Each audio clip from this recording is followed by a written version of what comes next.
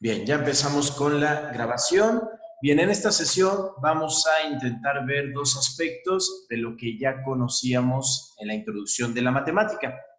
En la introducción vimos que la matemática tiene por objeto de conocimiento tanto al número como al punto.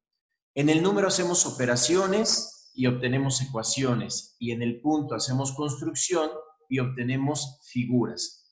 En esta ocasión vamos a ver qué es el punto. Como no podemos hacer una definición del punto porque no se puede definir y en realidad no existe el punto, solo podemos tener una noción de lo que es el punto. Y esa noción nos dice que el punto es una posición en el espacio. Ahora, el punto es algo adimensional, es decir, que carece de dimensiones o que no tiene dimensiones. Para poder entender este aspecto, primero tenemos que ver qué son las dimensiones. Bien, empecemos por lo que es el largo. El largo, a lo que llamamos unidimensional, es la linealidad, es una línea. Eso es una dimensión, un largo. Lo que medimos es la longitud. Matemáticamente lo conocemos como R1, es decir, un valor. Ya lo entenderán esto ahorita que veamos lo que es el número. Pero lo que medimos en la primera dimensión es la longitud. Eso es la linealidad. Después tenemos el ancho. El ancho es lo bidimensional, que son dos dimensiones y nos da el plano. Entonces, dos dimensiones es un plano. Lo que medimos del plano es el área o superficie y matemáticamente significa R2, es decir, son dos números, X y Y, lo que conocen ustedes como plano cartesiano. Y por último tenemos lo profundo. Lo profundo son tres dimensiones, es tridimensional y corresponde al espacio. El espacio es tridimensional. Por eso definimos en física a la materia como todo aquello que ocupa un lugar en el espacio, es decir, que está en tres dimensiones. Lo que medimos del espacio es el volumen, matemáticamente es R3. Son tres números, X, Y y Z. Aquí están X, Y y este que es Z. Entonces piensen en una habitación, una esquina de la habitación tiene tres dimensiones. Las dos dimensiones que son el piso, es el plano del piso, y la otra dimensión que sube hacia el techo y entonces nos da el espacio. Ese es el volumen, son tres dimensiones. ¿Podemos tener una cuarta o quinta dimensión? Sí. El asunto es que no podemos dibujarla. Nuestra geometría ya no lo permite. Pero les encargo que vean ustedes en las listas de reproducción de matemática lo que es la cuarta dimensión. Les encargo como tarea que vean el video para que tengan una idea de lo que sería una cuarta dimensión. Ahora, matemáticamente sí podemos extender hasta n dimensiones, donde ya tenemos 1, 2, 3, 4, 5, 6 y así variables. Por eso le pongo aquí x1, x2, x3, x4 hasta xn, porque es el número de variables que puedo tener. Entonces, matemáticamente sí puedo manejar muchas dimensiones. Geométricamente no, ya no puedo dibujar. Porque recuerden que la matemática, cuando trabajamos con el punto, hacemos una construcción. Y al hacer esa construcción con los puntos, lo que vamos a obtener son figuras. ¿Cómo definimos a una figura? Como una colección ordenada de puntos. ¿Qué significa eso? Pues que vamos a conocer las propiedades de esas figuras. Por lo tanto, si tenemos tres dimensiones, entonces vamos a tener tres tipos de figuras. Las figuras lineales, que son aquellas que están limitadas por puntos y solamente somos capaces de dibujar dos figuras lineales, la línea recta y la línea curva. Y es muy interesante la definición de una línea curva. Una línea curva se define como aquella que no es recta. Es muy interesante su definición. Ya en un próximo video, una próxima clase, les explicaré el significado de eso y la definición de cada una de estas cosas. Ahorita estamos describiendo los tipos de figuras que podemos crear o construir. Nuestra mente solo puede ver dos tipos de líneas, la línea recta y la línea curva. Y a partir de esas líneas, de esas figuras lineales, es que podemos construir a las figuras planas. ¿Cuáles van a ser las figuras planas? Pues aquellas que están limitadas por líneas, tanto rectas como curvas. Entonces, fíjense, las figuras planas van a ser básicamente tres. El círculo, que está limitado por una línea curva, la elipse, que está limitada por una línea curva, y los polígonos, que van a estar limitados por líneas rectas. A eso le llamamos lados, es decir, un polígono está construido con n lados. Los lados son precisamente la linealidad, o sea, las líneas rectas. Eso significa que podemos tener polígonos construidos a partir del número de lados, y el mínimo número de lados para poder dibujar una figura plana son 3. Le llamamos triángulos. Y después va creciendo. 4 lados, cuadriláteros. 5 lados, pentágonos. 6 lados, hexágonos. Y así sucesivamente hasta el infinito. Un infinito de lados. Eso nos lleva a tener dos tipos de polígonos. Los polígonos regulares, en donde todos sus lados son iguales, y los polígonos irregulares, en donde tienen al menos uno de sus lados es diferente. Todos los demás pueden ser iguales, pero si uno es diferente, entonces tenemos un polígono irregular. Ahora, a partir de las figuras planas, ya sean círculos, elipses o polígonos, construimos las figuras espaciales. A estas figuras espaciales se les conoce como cuerpos geométricos. Y esos cuerpos geométricos los identificamos por su número de vértices, es decir, los puntos, las aristas que salen de esos vértices, las líneas rectas, y las caras que se forman con esos vértices y esas aristas, que son los polígonos que se forman. Estos cuerpos geométricos, los cuerpos espaciales o las figuras espaciales, se clasifican en los cuerpos redondos, que es la esfera, que vean, es un círculo, pero que gira. Piensen en una moneda, véanla desde arriba, denle vuelta a la moneda y se va a formar una esfera. Esa figura, por eso se les llaman figuras en movimiento, o que son figuras que se mueven o que giran. Luego tenemos el cilindro, y vean el cilindro, está formado por dos círculos, uno arriba y uno abajo, y una cara. Luego el cono, que está formado por un círculo y un vértice, y una cara que se forma con ese círculo y el vértice. Eso es el cono. Esas son las figuras redondas. ¿Por qué? Porque utilizan al círculo como su base.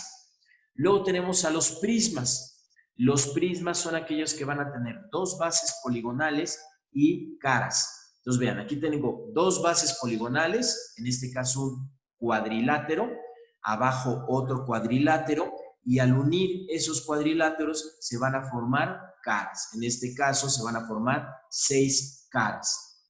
Las pirámides es una base poligonal, un vértice, que es un punto, aquí lo tenemos, y caras. Entonces vean, tenemos una base poligonal. En este caso también puse un cuadrilátero, un vértice, y cuando unimos los extremos o los lados de nuestra base poligonal, entonces forman las caras de la pirámide. Y por último vamos a tener los poliedros regulares. Esos poliedros regulares es porque tienen caras regulares, es decir, caras iguales. Solamente existen estos 5. El tetraedro, que tiene 4 caras iguales, que son triángulos equiláteros. El hexaedro, que tiene 6 caras iguales, que son 6 cuadros. El octaedro, que son 8 triángulos equiláteros. El dodecaedro, que van a ser 12 caras iguales, que son 12 pentágonos. y el icosaedro, que van a ser 20 triángulos equiláteros. ¿Qué significa eso? Bueno, que si ustedes toman un montón de triángulos equiláteros, son triángulos, son 3 lados iguales, por eso se llama equilátero, y los tratan de juntar para formar una figura, solo pueden formar una figura con 4, con 8 o con 20, nada más. Si ustedes toman cuadros, una ventana o un cuadro, así un cuadro, ¿sí? Que tiene 4 lados iguales, el cuadro, ¿sí? Y los tratan de juntar, sus vértices, los tratan de juntar para formar una figura, solamente pueden usar 6, ni 5, ni 7, ni 8, solamente 6. Y si ustedes toman pentágonos regulares, donde todos sus lados son iguales de esos pentágonos, y tratan de juntarlos, solamente pueden usar 12.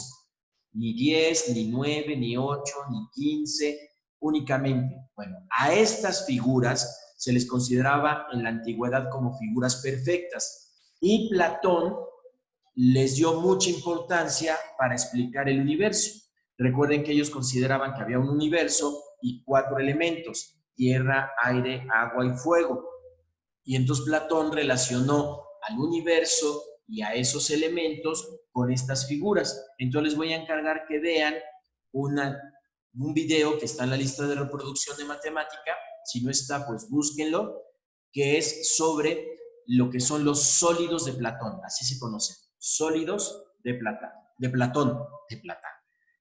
Platón, ¿ok? Platón era un filósofo de la época clásica, más o menos del 300 antes de Cristo, escribió una serie de diálogos y obviamente hablaba acerca de muchas figuras y consideraba que estas eran las figuras perfectas por esa característica. Ahora bien, esto es el punto. Ya vimos esta parte del punto. Ahora vamos a ver lo que es el número. Vamos a empezar a relacionar el número. Voy a cambiar de lámina. Ok. Ahora, aquí estamos. De nuevo, tenemos lo que es la matemática, que estudia el número y al punto. Tiene como objetos de conocimiento al número y al punto. El número hacemos operaciones y obtenemos ecuaciones. Del punto hacemos construcción y obtenemos figuras, que es lo que vimos en la lámina anterior. Lo que buscamos de estas dos son las propiedades de las ecuaciones y de las figuras. Y en esta ocasión vamos a hablar del número. ¿Pero qué es el número? Bueno, el número es algo gráfico, es una representación simbólica de una cantidad. Entonces, de lo que hablamos son cantidades, cantidades que contamos. Acuérdense que habíamos dicho que el cálculo significa piedra y que utilizamos piedritas, cuentitas, para poder establecer cantidades. Esas cantidades o esa noción de cantidad, pues no es otra cosa más que una relación. Fíjense muy bien cómo es esa relación. La relación es entre el objeto y la unidad. Por eso siempre decimos un carro, una ventana, una persona, un amigo, una amante, una persona, un hijo, porque es un objeto relacionado con la unidad. Para que lo entiendan mejor, piensen en el siguiente ejemplo. Una persona llega y les dice 8. Lo primero que preguntarían ustedes sería, ¿8 qué? ¿8 qué? O sea, estamos relacionando con objetos. Siempre que hablamos de cantidades, tenemos esta relación entre la unidad y el objeto. Si otra persona dice, 20, entonces preguntan, ¿20 qué? Y además tienen que ser objetos de la misma especie. 20 manzanas, 20 perros, 20 carros, pero estamos relacionando objetos. Ahora imagínense que eliminamos los objetos, ya no tenemos objetos. ¿Qué nos queda? Pues nos queda la unidad abstracta. Abstracta significa que queda solita, solamente ella, y ya no significa nada, ya no tenemos objetos. Si llega una persona y les dice 8, la pregunta ya no puede ser 8 qué, simplemente dice 8 y ya no nos está diciendo nada. Entonces tenemos que encontrar una nueva relación. Ahorita vamos a ver esa nueva relación. Acuérdense que cuando rompemos una relación hay que buscarse otra, ¿sí? Entonces buscamos otra relación. Esa relación, como nos queda la pura unidad y ya no la estamos relacionando con nada, pues necesitamos una representación simbólica. Esos son los números. Y hay dos formas de representar a los números. Los que nosotros conocemos como los números indo-arábigos, porque los inventaron los indios de la India y los árabes de Arabia. Esos números indoarábigos son los que representamos, son los que están en su celular, 0, 1, 2, 3, 4, 5, 6, 7, 8 y 9.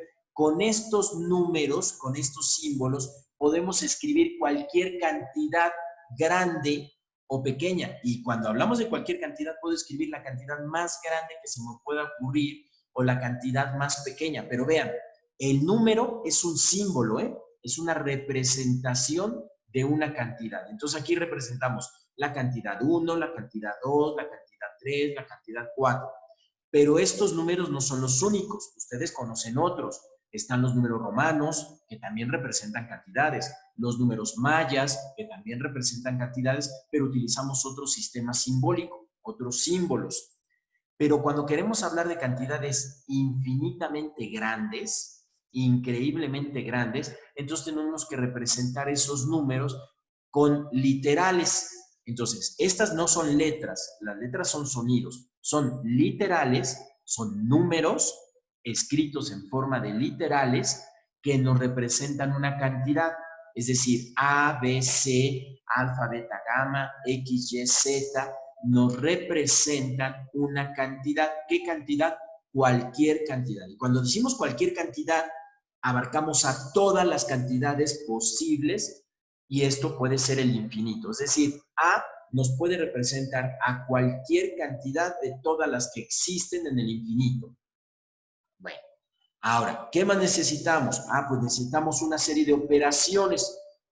Como ya tenemos una representación simbólica, ahora sí puedo representar operaciones. Se llaman operaciones binarias porque solo se pueden hacer de dos en dos cantidades que se pueden adicionar. Y si quiero adicionar una tercera, pues primero tengo que hacer la adición de dos y después una tercera. El resultado de esa operación se llama suma. Por eso decimos la suma de dos números. C es la suma de dos números. 5 es la suma de 2 más 3. 4 es la suma de 2 más 2. La operación, ese es el procedimiento para lograr esa suma. La otra operación es la multiplicación, que nuestro cerebro no puede ni sabe multiplicar. Si se saben las tablas de multiplicar es porque se las saben de memoria. No existe manera de que el cerebro multiplique. Solo sabe una relación, 4 por 5, 7 por 6, 9 por 4, 16 por 7, ¿sí? Solo lo podemos hacer porque tenemos un procedimiento y porque no lo sabemos de memoria. Así es que si no se saben las tablas de multiplicar, no se sientan mal, porque uno se sabe del 1 al 9, pero no se sabe del 10 al 100, ni del 100 al 2000. No lo sabemos, no lo tenemos en la mente. Hay procedimientos para poder efectuar esa operación, pero nuestro cerebro no lo sabe hacer. Por eso los niños, cuando les preguntan las tablas de multiplicar, hacen algo natural, suman, porque es 2 más 2 más 2 son 6, o sea, 2 por 3, 2 sumado 3 veces, o 3 sumado 2 veces, eso es lo que significa. O 4 por 5, es 4 sumado 5 veces, o 5 sumado 4 veces. Eso significa la multiplicación. Ahora, el resultado es el producto.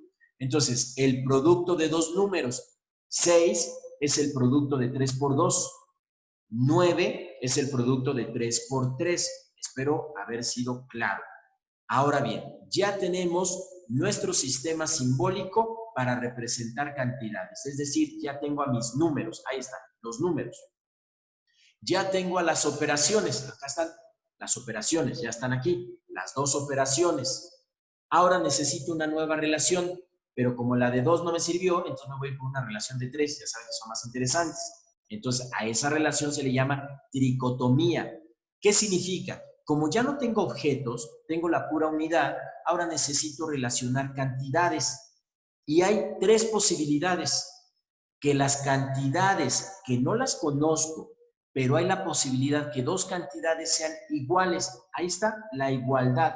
Ya tengo a mis ecuaciones. Estas son las ecuaciones, la igualdad. Y la otra relación es que sean diferentes, pero como son cantidades, la diferencia se da en que una sea mayor que la otra o que esa sea menor que la otra. Es decir, cuando comparo dos cantidades que son diferentes, o es mayor o es menor. A eso le llamamos orden numérico. ¿Y cómo se da el orden numérico? Vean esta pequeña gráfica que está aquí. ¿Cómo se da? Bueno, decimos que un número que está a la izquierda de otro es menor o que un número que está a la derecha es mayor. Por eso aquí dice A es menor que B porque A está a la izquierda de B. O B es mayor que A porque B está a la izquierda. Eso significa que tenemos aquí, si ponemos el 0, entonces tenemos números que son mayores que 0 y números que son menores que 0. Pero piensen esto, vean, piensen en el número 10,000, ubiquen el número 10,000. ¿El 10,000 es mayor que 0 o es menor que 0? Bueno, 10,000, es una cantidad muy grande, 10,000. Es mayor que 0 si está a la derecha de 0. Pero 10,000, la cantidad 10,000 es menor que 0 únicamente porque está colocado a la izquierda. A eso se le llama orden numérico. Ahora, para poder identificar de qué 10,000 estoy hablando, si estoy hablando del que está a la derecha o estoy hablando del que está a la izquierda, entonces les ocurrió poner un signo.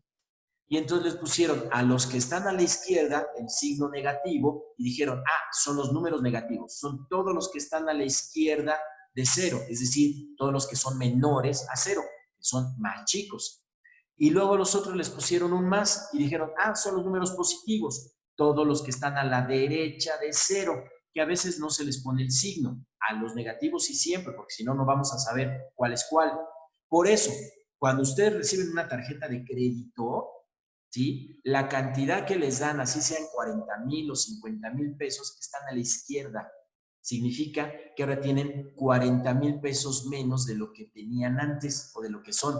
Cuando tienen una tarjeta de débito y tienen 40,000, ese está a la derecha, eso sí lo tienen. Y yo siempre le digo a mis alumnas, cuando alguien las invite a comer, si paga con tarjeta de crédito y la cuenta fue de 5,000, el cuate no tiene dinero porque tienen 5,000 menos, pero si paga con una tarjeta de débito, entonces sí es su dinero, porque son 5,000 más, ¿de acuerdo? Entonces fíjense muy bien con quién salen, porque luego presumen, mi tarjeta tiene 100,000 pesos, pobrecito, tiene 100,000 menos, o sea, ya debe, desde el momento que aceptó la tarjeta, debe 100,000, qué terrible, pero si tiene una tarjeta de débito, esa es la cantidad que sí tiene.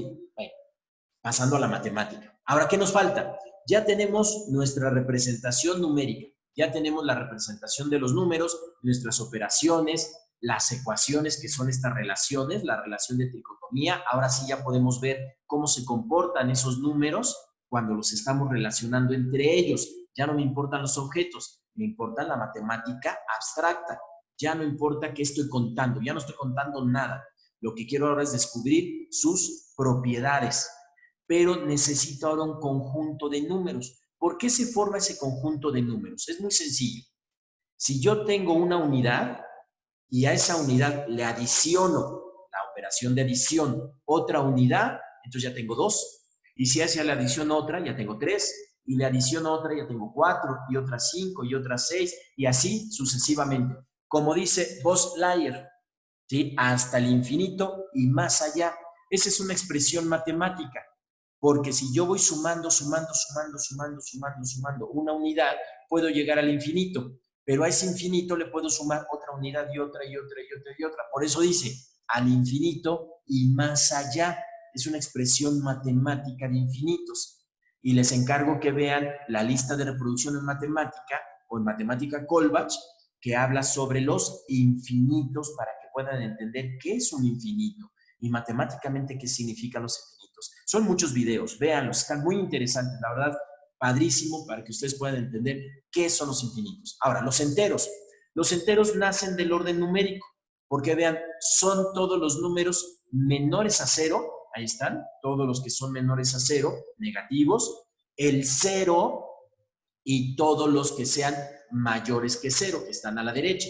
Entonces, todos los que están a la izquierda de 0, negativos. Todos los que están a la derecha de 0, positivos, y el 0. Entonces, los números enteros son todos 6, ¿sí? Los que menores de 0, el 0 y los mayores que 0. Esos tres forman el conjunto de los números enteros. Y luego vienen los racionales. ¿Por qué se llaman racionales? No porque piensen, sino porque hacen una razón. Vean esto. Cuando tengo un número mayor o menor que otro, aquí está, A mayor que B o A menor que B, la pregunta es, ¿cuántas veces un número es mayor o menor que otro? Y esa es una razón. Si ustedes tienen una pizza que está dividida en 8 rebanadas y tienen 3 amigos, entonces hacen una razón. Si mi pizza tiene 8 y tengo 3 amigos, ¿cuánto les toca? ¿Cuántos pedazos? Y entonces vemos cuántas veces es más grande de rebanadas con respecto al número de amigos. Igual, si tengo sillas, ¿cuántas sillas tengo con respecto al número de invitados? ¿Cuántas sillas menos tengo? Esa es una razón y son lo que llamamos números racionales, números quebrados o fracciones, y nos va a llevar a una operación que después vamos a conocer que se llama división. Pero ahorita nos vamos a quedar con que es un conjunto de números racionales, donde A y B son enteros, vean, pueden ser positivos, negativos, pero B tiene que ser diferente de 0. B no puede ser 0. No puedo hacer la razón entre 0. Y aquí hay algo bien interesante. Todos los números naturales, 1, 2, 3, 4, 5, 6, están dentro de los números enteros. Vean, los naturales están dentro de los enteros. Aquí están. 1, 2, 3, 4, 5, 6. Y todos los enteros los puedo escribir como la razón de 2 enteros. Entonces están dentro de los racionales. Luego existen otros números que se llaman irracionales. ¿Por qué se llaman irracionales? No porque no puedan pensar, sino que son números que no los puedo escribir como fracciones, como el número pi, el número phi, la raíz de 2, la raíz de 3, la raíz de 5 y así. Muchos números que también son infinitos y que no los puedo escribir. Ningún número de estos está aquí adentro y ningún número de estos está acá, ¿sí? Es decir, no los puedo identificar ni acá ni aquí. Por lo tanto, tengo que unirlos todos, juntarlos todos, y esto se llama unión. Ya veremos una clase sobre conjuntos y van a entender mejor qué significa esto. Los números racionales, que son todos estos, los naturales, los enteros y los racionales, todos ellos, ¿sí? Son los números Q, los racionales, todos estos, enteros, naturales, irracionales, es Q. Y los voy a juntar, unión, con todos los irracionales. Y eso me va a dar nuestro conjunto con el que trabajamos, los números reales. Ahora sí ya podemos entender esto que siempre escribo al principio cuando doy una clase de matemática. La matemática tiene por objeto al estudio de los números, con los que hacemos una serie de operaciones y encontramos ecuaciones. Y aquí están, son números, conjunto de números representados aquí, ese conjunto de números a los cuales les hago una serie de operaciones y encuentro esta relación matemática. Y lo que vamos a ver después, que es el álgebra, es ver sus propiedades. Los puntos, la lámina anterior, con los puntos puedo hacer construcción y lo que voy construyendo son las figuras lineales, planas y espaciales. Y lo que quiero conocer son sus propiedades. Eso es la matemática. Bienvenidos a la matemática. Es algo genial, divertido, interesantísimo, porque son cosas que no existen, que no están presentes en ningún lado, que no sirven para nada, pero me pueden permitir entender muchas cosas del mundo. No sirven las matemáticas, no puedo hacer nada, no puedo construir nada en el mundo, no puedo transformar al mundo con ellas. Puedo precisar al mundo. ¿Qué significa precisarlo? que puedo construir algo con la suficiente precisión para hacerlo o muy pequeño o muy grande. Entonces podemos construir un rascacielos o hacer un microcircuito que está dentro de una computadora o su celular. Bien, esa es la clase. Entonces disfruten la matemática, les encargo las tareas que les dejé y terminamos la grabación y volvemos a nuestra sala de estudio.